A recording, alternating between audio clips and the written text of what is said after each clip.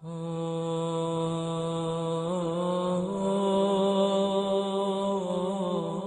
يملكون كشف الضر عنكم ولا تحويلا أولئك الذين يبلغون إلى ربهم الوسيلة أيهم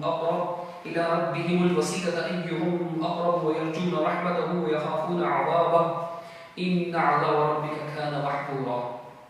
سورہ بنی اسرائیل آیت نمبر 56 اور 57 آپ لوگوں کے سامنے تلاوت کرنے کی سعادت حاصل کی. گزشتہ درس میں یہ بات گفتگو اس موضوع پر جاری تھی کہ یہ جو آیات ہیں جب ان کے سامنے تلاوت کی جاتی ہے توحید سے متعلق تو عموماً ان کا جواب یہ ہوتا ہے کہ یہ آیات بتوں کے بارے میں ہیں. اس کا تعاقب کر رہے تھے. ایک حصہ آپ ملاحظہ فرما چکے ہیں. دوسرا حصہ آپ کے سامنے عرض کرتا ہوں. ان آیات کا ترجمہ ان کے معتبر ترین مترجم امام احمد رضا خان بریلوی صاحب نے ان الفاظ میں کیا ہے. وہ لکھتے ہیں ترجمے میں تم فرماؤ پکارو انہیں جن کو اللہ کے سوا گمان کرتے ہو تو وہ اختیار نہیں رکھتے تم سے تکلیف دور کرنے اور نہ پھیر دینے کا. وہ مقبول بندے جنہیں یہ کافر پوچھتے ہیں وہ آپ ہی اپنے رب کی طرف وسیلہ ڈھونڈتے ہیں کہ ان میں کون زیادہ مقرب ہے. اس کی رحمت کی امید رکھتے ہیں اور اس کے عذاب سے ڈرتے ہیں. یہ ترجمہ کیا ہے. اب اگر صرف اس ترجمے پہ بھی غور کیا جائے تو بات واضح ہو جاتی ہے کہ یہ آیت جس میں یہ فرمایا گیا کہ جنہیں تم اللہ کے سوا گمان کرتے ہو وہ تمہاری تکلیف دور کرنے کا اختیار نہیں رکھتے. تکلیف دور کرنا تو درکنار وہ ٹھہر بھی نہیں سکتے. یہ آیت کے لوگوں کے بارے میں قرآن کے اپنے سیاق سے سادہ ترجمے سے ہی بات واضح ہے. اگلی آیت میں فرمایا اولئک الذین یبتغون الی ربہم الوسیلہ. یہ وہ لوگ ہیں کہ جو ہر وقت اللہ کے ہاں قرب کا ذریعہ تلاش کرتے رہتے ہیں اور ان کی یہ کوشش ہوتی ہے اللہ کی عبادت کرتے رہیں کہ کون اللہ کا زیادہ قرب اختیار کرتا ہے, کون اللہ کے قریب ہوتا ہے اور اللہ کی رحمت کی امید رکھتے ہیں, اللہ کے عذاب سے ڈرتے ہیں. اور اللہ کا عذاب تو ڈرنے کی چیز ہے. یہ کام بت تو نہیں کر سکتے. کہ بت یبتغون الی ربہم الوسیلہ, کیا بت جو ہے وہ وسیلہ تلاش کریں گے, قرب کے ذرائع تلاش کریں گے؟ کہ بتوں کی یہ کوشش ہوگی آپس میں ایک دوسرے سے کہ کون اللہ کے زیادہ قریب ہے, کون سا بت اللہ کے قریب ہو سکتا ہے؟ یہ آیات بتوں کے بارے میں یقیناً نہیں ہے. جو لوگ دھوکہ دیتے ہیں کہ یہ آیات بتوں کے بارے میں ہے وہ عامت الناس کو بلا وجہ توحید کے راستے سے بھٹکانا چاہتے ہیں, توحید کے راستے سے ہٹانا چاہتے ہیں. حقیقت میں اگر غور کیا جائے تو بات واضح ہو جاتی ہے کہ یہ بتوں کا معاملہ ہی نہیں. بت عبادت کر نہیں سکتے, بت اللہ کے قرب کے ذرائع تلاش ہی نہیں کر سکتے. اور یہی بات ان کے بہت سے تفسیر کرنے والے لوگ مفسرین لوگوں نے بھی یہی معنی ان کے بیان کیے ہیں. جیسا کہ کنز الایمان احمد رضا خان صاحب کے ترجمے کے ساتھ حاشیے پر یا ذیل میں یہ تفسیر شائع ہوتی ہے. مختصر سی تفسیر ہے. اس کے اندر اس کا شان نزول لکھا ہوا ہے, ان آیات کا شان نزول لکھا ہوا ہے. اور وہ لکھتے ہیں کہ ابن مسعود رضی اللہ تعالی عنہ نے فرمایا کہ یہ آیت ایک جماعت عرب کے حق میں نازل ہوئی جو جنات کے گروہ کو پوچھتے تھے. وہ جنات اسلام لے آئے اور ان کے پوچھنے والوں کو خبر نہ ہوئی. اللہ نے یہ آیت نازل فرمائی اور انہیں آگ دلائی. اب یہ شان نزول, جنات بت تو نہیں تھے اور نیک لوگ جنات میں سے بھی نیک جنات جو ایمان لے آئے تھے, ایمان والے تھے. اللہ ان ایمان والوں کے بارے میں فرما رہا ہے. رسول اللہ صلی اللہ علیہ وسلم پر ایمان لانے والے جنوں کے بارے میں جو اللہ کے رسول صلی اللہ علیہ وسلم کے صحابہ تھے جنات میں سے, اللہ کے رسول صلی اللہ علیہ وسلم کے صحابہ کے بارے میں جنات کے بارے میں اللہ نے آیت اگر نازل کی, یہی مان لیا جائے جو انہوں نے تفسیر لکھی ہوئی ہے, تو اس کے مطابق بھی یہ تمہارے سے تم پر سے تکلیف دور کرنے کا اختیار نہیں رکھتے. تو نیک لوگوں کے بارے میں یہ تصور کہ وہ تکلیف دور کر سکتے ہیں, مشکل کشائی کر سکتے ہیں, حاجت روائی کر سکتے ہیں, ان آیات کے معانی اور مطالب کا انکار ہے. اللہ تعالیٰ سمجھ عطا فرمائے. اسی طرح نعیم الدین مراد آبادی صاحب نے اس کی تفسیر میں یہ بھی لکھا شان نزول کے نام سے کہ کفار جب قحط شدید میں مبتلا ہوئے اور نوبت یہاں تک پہنچی کہ کتے اور مردار کھا گئے اور سید عالم صلی اللہ علیہ وسلم کے حضور میں فریاد لائے اور آپ سے دعا کی, التجا کی. اس پر یہ آیت نازل ہوئی اور فرمایا گیا جب بتوں کو خدا مانتے ہو تو اس وقت انہیں پکارو اور وہ تمہاری مدد کریں, اور جب جانتے ہو کہ تمہاری مدد نہیں کر سکتے تو کیوں انہیں معبود بناتے ہو, جیسے کہ حضرت عیسیٰ اور عزیر اور ملائکہ. تو یہ بات انہوں نے لکھی ہے. یعنی یہ جو نیک لوگ عبادت کرنے والے یہ کون تھے؟ حضرت عیسیٰ, عزیر اور ملائکہ. اس کی تفسیر اولئک الذین یدعون یبتغون الی ربہم الوسیلہ, اس کی تفسیر کرتے ہوئے یہ 3 نام لیے. تو عیسیٰ علیہ السلام کے اتفاق نبی ہیں، عزیر علیہ السلام کے بارے میں بھی یہ قول منقول ہے، اور ملائکہ اللہ کے نیک بندے لا یعصون اللہ ما امرهم ويفعلون ما یؤمرون، اس چیز کی نافرمانی نہیں کرتے جس کا اللہ نے حکم دیا ہوتا ہے، بس وہی کام کرتے ہیں جس کا اللہ نے حکم دیا ہوتا ہے. اللہ کی نافرمان نہیں، اللہ کے فرما بردار ہیں فرشتے. یہ بھی نیک لوگ ہیں، یہ اللہ رب العالمین کی عبادت میں مشغول رہتے ہیں. اتنی واضح آیات کو بتوں کے بارے میں کہنا نعیم الدین مراد آبادی صاحب کا، اور یہ کہنا کہ بتوں کو خدا مانتے ہو، یہاں بتوں کی بات نہیں چل رہی، یہاں نیک لوگوں کی بات چل رہی ہے کہ جن نیک لوگوں کو آپ مشکل کشا حاجت روا سمجھتے ہو، فلا یملکون کشف الضر عنکم، وہ تمہاری تکلیف کو دور نہیں کر سکتے. اس کا اختیار یملکون، مالک نہیں ہے اس کا اختیار نہیں ہے ان کے پاس، اس کی قدرت نہیں ہے ان کے پاس.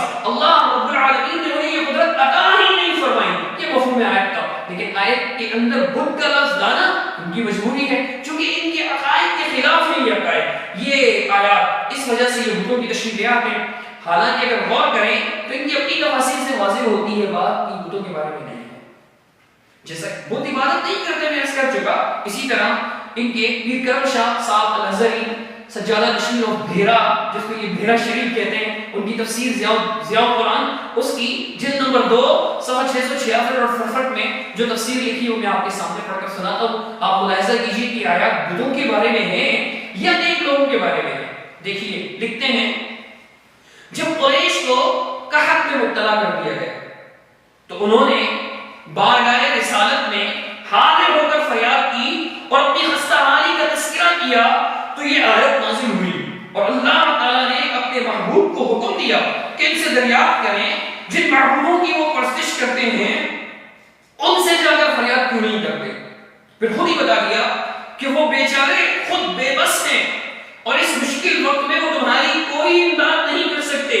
اے مشرکین، تم خود سوچو، جو مشکل میں کام نہ آئے اور جو معبود مصیبت دور نہ کرے، اس کو خدا بنانے اور اس کی پوجا کرنے سے کیا حاصل.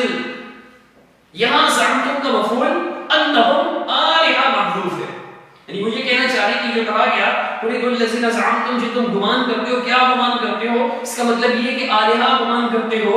تو آگے مختلف تفاسیر سے عربی عبارات نقل کرتے ہیں، کہتے ہیں یعنی جن کو تم خدا خیال کرتے ہو، اے ادعوا الذين تعبدون من دون الله وزعمتم انهم آلہہ. قرطبی پھر لکھتے ہیں زعمتم انها آلہہ. بغاوی پھر ابن کثیر کے والے سے لکھتے ہیں ای من الاصنام والانداد، یعنی اصنام اور دیگر شرکاء میں سے جو بھی ہیں، بتوں اور شرکاء میں سے. اب آگے اس کے بعد لکھتے ہیں مطلب یہ ہے کہ مشرکین جن کو خدا بنائے ہوئے ہیں اور جن کو اپنی تکالیف اور مسائل پہ پکارتے ہیں، الفاظ پر غور کیجیے گا، میرے الفاظ نہیں ہیں، یہ پیر کرم شاہ الازہری کے الفاظ ہیں. اور اگر آج ان کے مزار پر کوئی چلے جائے، ان کے قبر پر کوئی چلا جائے، تو بالکل دیکھیں گے کہ وہاں بھی لوگ جو ہے وہ ٹھوک بجا کر ان سے مانگ رہے ہوں گے، مدد مانگ رہے ہوں گے، ان کے حضور منتیں بھی کر رہے ہوں گے، اور بہت سے لوگ ان کے قبر کا طواف بھی کر رہے ہوں گے، اور بہت سے لوگ جو ہے ان کے قبر پر سجدہ بھی کر رہے ہوں گے. بہت بڑے پیر تھے یہ، بھیرا کے، سرگودا کے قریب جو بھیرا ہے وہاں کے، انہوں نے یہ بات لکھی ہے، کہتے ہیں کہ جن کو اپنی تکالیف و مسائل پہ پکارتے ہیں یہ خدا نہیں ہے، بلکہ وہ تو خود ہر لمحہ ہر لحظہ اپنے رب کریم کی خوشنودی حاصل کرنے کے لیے مصروف عمل رہتے ہیں. بات گھمانے کی کوشش کی، لیکن وہ بات گھمائے نہیں گھوم پا رہی، کوشش کے باوجود بھی. کیونکہ دیکھیں کیا لکھا ہے، پھر سے سنیے کہ یہ خدا نہیں بلکہ وہ تو خود ہر لمحہ ہر لحظہ اپنے رب کریم کی خوشنودی حاصل کرنے کے لیے مصروف عمل رہتے ہیں. پیچھے بت کا تذکرہ خاص طور پر لائے، بت مصروف عمل رہ سکتے ہیں، بت خوشنودی حاصل کرنے کی کوشش کر سکتے ہیں؟ کیا بتوں کے اندر یہ صلاحیت ہوتی ہے؟ کیا بت یہ مسابقہ کر سکتے ہیں؟ اللہ رب العالمین نے ایمان والوں کو جو حکم دیا ایک دوسرے سے آگے بڑھنے کی کوشش کرو، نیکی میں، تقویٰ میں، رب کی مرضیات حاصل کرنے میں، رب کی خوشنودی حاصل کرنے میں ایک دوسرے سے آگے بڑھو، جنتوں کو پانے میں، رب کی رحمتوں کو پانے کے لیے جو ہے وہ ایک دوسرے سے آگے بڑھنے کی کوشش کرو. اللہ نے جو اس کا حکم دیا، کیا بت اس چیز کا شعور رکھتے ہیں؟ کیا بت مصروف عمل رہ سکتے ہیں؟ یقیناً نہیں. آگے جو یہ کہنا کہ جی ان کو خدا سمجھتے ہو، صرف ان کے خدا ہونے کی نفی نہیں کی، بلکہ نیک لوگوں کے بارے میں یہ بھی فرمایا کہ فلا یملکون کشف الضر عنکم ولا تحویلا، یہ تم پر سے تکلیف کو دور نہیں کر سکتے، مالک نہیں ہے تکلیف دور کرنے کے۔ جو لوگ مختار کل کا ہیلر رکھنے والے ہیں، جن کا خیال ہے کہ اولیاء کرام قدرت رکھتے ہیں، اللہ نے ان کو یہ طاقت دی ہے، تو اللہ نے کہاں یہ طاقت دی ہے؟ اگر اللہ نے طاقت دی ہوتی تو اللہ یہ کیوں فرماتا کہ فلا یملکون کشف الضر عنکم ولا تحویلا؟ اللہ کا اتنا فرمانا کافی تھا کہ یہ آلیہ نہیں ہے، یہ خدا نہیں ہے، یہ معبود نہیں ہے، ان کی عبادت مت کرو۔ لیکن اللہ نے ساتھ ساتھ یہ بھی بتایا کہ فلا یملکون کشف الضر عنکم ولا تحویلا، یہ تم پر سے تکلیف دور کرنے کے مالک نہیں ہیں، تم پر سے تکلیف دور کرنے کا اختیار نہیں رکھتے، اور تکلیف دور کرنا تو دور کی بات ہے، تکلیف پھیرنے کا بھی اختیار نہیں رکھتے۔ اللہ نے اختیار کی بھی نفی کی، صرف اس بات کی نفی نہیں کی کہ یہ نہ نہیں، صرف اس بات کی نفی نہیں کی کہ یہ معبود نہیں، صرف اس بات کی نفی نہیں کی کہ ان کی پوجا پاٹ مت کرو، یہ بھی بتایا کہ یہ نفع نقصان کے مالک نہیں ہے، نفع نقصان کا مالک اللہ سبحانہ و تعالیٰ خود ہے۔ اللہ رب العالمین نے بھی نفی فرمائی۔ آگے جو ہے وہ پیر کرم شاہ صاحب لکھتے ہیں، کہتے ہیں اگر واقعی وہ خدا ہوتے جیسے مشرکین کا خیال ہے تو پھر انہیں کسی کی عبادت اور رضا جوئی کی کیا ضرورت تھی؟ بچا فرمایا حضرت نے۔ ہم بھی کہہ سکتے ہیں اگر آپ کہتے ہیں کہ یہ بتوں کے بارے میں تھے تو آپ سے پوچھتے ہیں اگر واقعی یہ بت ہوتے جیسا کہ آپ کا خیال ہے، آپ کہتے ہیں مشرکین، ہم کہتے ہیں آپ کا خیال ہے، تو پھر انہیں کسی کی عبادت اور رضا جوئی کی کیا ضرورت؟ بلکہ یوں کہنا چاہیے کہ انہیں کسی کی عبادت اور رضا جوئی کی کہاں سے آئی صلاحیت؟ ان میں تو یہ صلاحیت ہی نہیں، یہ تو بت ہے، بت بنا کیا جو ہے وہ رضا جوئی تلاش کریں گے اللہ تعالیٰ کی؟ بہرحال پیر صاحب کی تفسیر سے واضح ہوتا ہے کہ مشرکین جن کی عبادت کرتے تھے وہ محض خیالی بت نہیں تھے، بلکہ کبھی جیتے جاتے لوگ تھے، اور جیتے جاتے لوگ ہیں جیسے ملائکہ، اور رب کے مقرب بندے اور اس کی عبادت میں ہر وقت مصروف رہنے والے لوگ ہیں جیسا کہ ملائکہ۔ تو میرے بھائیوں، اسی طرح کی تفسیر ان کے مفتی احمد یار خان نعیمی صاحب نے بھی بیان کی ہے۔ ان کے احمد رضا خان صاحب کے ترجمے کے ساتھ، احمد رضا خان صاحب کے ترجمے کے ساتھ ان کی ایک تفسیر اور بھی شائع ہوتی ہے نور العرفان کے نام سے، وہ احمد یار خان نعیمی صاحب کی ہے، جو خیر سے اس طبقہ کے حکیم الامت ہے۔ انہوں نے لکھا یعنی یہ معبود نہیں، نہ تو اس پر قادر ہیں کہ تکلیف مٹا رہے ہیں۔ کیا لکھا؟ یہ معبود نہیں۔ آپ نور العرفان جو شائع ہوتا ہے اٹھا کر دیکھ لیجیے گا، سورہ بنی اسرائیل کی آیت نمبر 56-57 نکال کر اس کے حاشیے میں دیکھیں، یہ بالکل بات مل جائے گی آپ کو لکھی ہوئی کہ یہ معبود نہیں، ایک تو معبود نہیں، اور دوسرا کیا لکھا؟ نہ تو اس پر قادر ہے کہ تکلیف مٹا دیں، نہ تو اس پر قادر ہے کہ تکلیف مٹا دیں۔ پھر آگے لکھتے ہیں نہ اس پر کہ تم سے منتقل کر کے دوسرے پر ڈال دیں، نہ اس پر کہ تم سے منتقل کر کے دوسرے پر ڈال دیں۔ کتنے باتوں کی نفی ہوئی؟ 3 باتوں کی۔ ایک، معبود نہیں، 2 کہ وہ تم سے اس پر قادر ہے، نہ اس پر قادر ہے کہ تکلیف مٹا دیں۔ تیسرے نمبر کی کس چیز کی نفی کی؟ نہ اس پر کہ تم سے منتقل کر کے دوسرے پر ڈال دیں۔ چلیے یہ تفسیر مان لی جائے، 3 باتوں کی نفی کی، معبود ہونے کی بھی نفی، مشکل ڈالنے کی بھی نفی، اور مشکل کو پھیرنے کی بھی نفی۔ فرمایا کشف اور تعبیر میں یہی فرق ہے حضرت فرمانے، اور آگے کہتے ہیں جیسے حضرت عیسیٰ، عزیر علیہ السلام اور فرشتے اور مومن جنات کو پوچھتے تھے، حالانکہ وہ جن حضور پر ایمان لا چکے تھے۔ حضور پر ایمان بے شک جنات لائے تھے۔ سورہ جن میں اس کا ذکر ہے کہ جب انہوں نے کہا کہ ہم نے ہدایت سے اس پہ ایمان لے آئے، آگے اللہ سبحانہ وتعالیٰ نے ان کا بیان نقل کیا۔ سورہ جن آیت نمبر 11 فرمایا وَأَنَّا مِنَّا الصَّالِحُونَ وَمِنَّا دُونَ ذَلِكَ وَكُنَّا طَرَائِقَ قِدَدًا، کہ ہم میں نیک لوگ بھی ہیں اور اس کے علاوہ دوسرے لوگ بھی ہیں، ہم ہمیشہ سے جو ہے مختلف گروہوں میں بٹے رہے ہیں، نیک لوگ، برے لوگ، اچھے برے لوگ، ہر طرح کے لوگ تھے۔ اسی طرح سورہ جن کی آیت نمبر 14 میں اللہ رب العالمین نے فرمایا وَأَنَّا مِنَّا الْمُسْلِمُونَ وَمِنَّا الْقَاسِطُونَ فَمَنْ أَسْلَمَ فَأُولَئِكَ تَحَرَّوْا رَشَدًا، فرمایا کہ ہم میں مسلم بھی ہیں اور ہم میں اللہ رب العالمین کے نافرمان لوگ بھی ہیں۔ فرمایا کہ جس نے اسلام قبول کیا، فمن اسلم، بس جو کوئی اسلام لایا، اللہ کا فرمان بردار ہوا، فرمایا فاولئک تحروا رشدا، بس یہی وہ لوگ ہیں کہ جنہوں نے رشد کا یعنی سیدھے راستے کا قصد کیا۔ یہ نیک لوگ ہیں، ان کی نیکی کا ذکر حضور پر جو ایمان لائے تو صحابہ ہوئے۔ صحابہ کرام اولیاء ہوتے ہیں، جنات کے اولیاء ہیں وہ، لیکن اللہ رب العالمین فرما رہے ہیں کہ وہ تمہاری مشکل کشائی نہیں کر سکتے، حاجت روائی نہیں کر سکتے، تمہاری تکلیف دور نہیں کر سکتے. ان کی ان تفاصیل سے واضح ہے کہ نیک لوگوں کی پوجا پاٹ پرستش کرنے کا کوئی فائدہ نہیں. ان کے تمام بڑوں نے یہ تسلیم کیا. لہٰذا یہ دھوکہ دینا کہ یہ بت تھے، یہ بت تھے، یہ قرآن و حدیث کی تعلیمات کی بھی نفی ہے. جیسا کہ حصہ اول میں بھی ہم آپ کو کچھ دلائل دے چکے قرآن سے، قرآن مجید سے اور احادیث سے.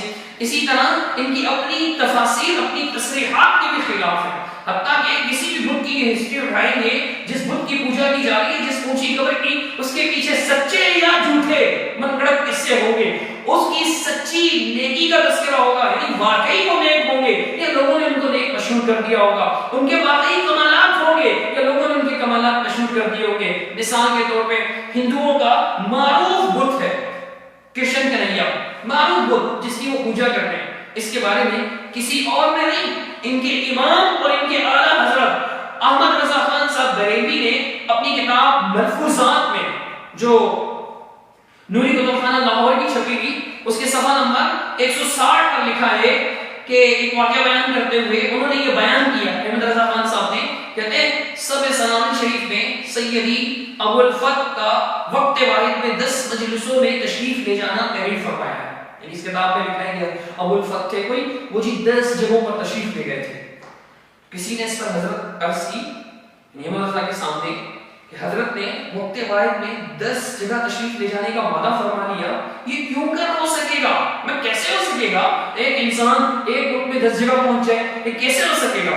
شیخ نے فرمایا، احمد رضا خان صاحب بیان کرنے والے، نقل کرنے والے سب السنابل نامی کسی کتاب کے حوالے سے، شیخ نے فرمایا کرشن کنہیا کافر تھا اور ایک وقت میں کئی جگہ موجود ہو گیا. ابو الفتح اگر جو ہے چند جگہ ایک وقت میں ہو گیا تو کیا تعجب ہے؟ یہ قصہ میں نے صرف اس لیے پیش کیا، مجھے اس سے اتفاق نہیں، یقیناً کوئی بھی عقل مند اس سے اتفاق نہیں کر سکتا. لیکن بات کیا ہے، بتانا کیا چاہ رہا ہوں، کوٹ کرنے کا مقصد کیا ہے کہ احمد رضا خان صاحب کرشن کنہیا کے بارے میں کیا کہہ رہے ہیں، جس سے قتل کر رہے ہیں وہ کیا کہہ رہے ہیں کہ جناب کرشن کنہیا ایک وقت میں 10 جگہ کئی جگہ موجود تھا. 10 جگہ تشریف یعنی کہ لے جا کئی جگہ موجود تھا. کرشن کنہیا ایک وقت میں کئی جگہ موجود ہو گیا. یقیناً یہ جھوٹی بات ہے، ہندوؤں کی طرف سے مشہور کی ہوئی.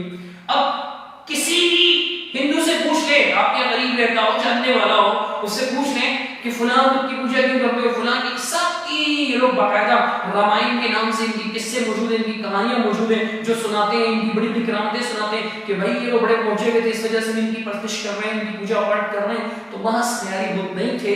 قرآن و سنت کے دلائل سے بھی اور شرک کرنے والے قوم کے احوال دیکھ کر بھی یہی واضح ہوتا ہے کہ ان بتوں کے پیچھے مختلف سٹوریز تھیں، ان بتوں کے پیچھے مختلف کہانیاں تھیں، اور بعض واقعتاً نیک تھے اور بعض کو نیک مشہور کر دیا گیا. بعض کے واقعی کمالات تھے جو اللہ کے انبیاء علیہ السلام نیک لوگ تھے، ان کی معجزات تھے، اور بعض کے بارے میں من گھڑت کہانیاں مشہور کر دی گئی اور اس طرح لوگ ان کی پوجا پاٹ پہ مشہور ہوئے. تو یہ کہہ کر بات ٹال دینا کیا ہے، بتوں کے بارے میں ہے. قرآن، حدیث اور اپنی تصریحات کا انکار ہے. اللہ رب العالمین مجھے آپ کو ہم سب کو سمجھنے کی توفیق عطا فرمائے. الحمدللہ رب العالمین والصلاة والسلام علی سید الانبیاء والمرسلین وعلى آلہ واصحابہ اجمعین ومن سار علی سبیلہم الی یوم الدین. اعوذ باللہ السمیع العلیم من الشیطان الرجیم. بسم اللہ الرحمن الرحیم. قل ادعوا الذين زعمتم من دونه فلا يملكون كشف الضر عنكم ولا تحويلا أولئك الذين يبلغون إلى ربهم الوسيلة أيهم أقرب ويرجون رحمته ويخافون عذابه.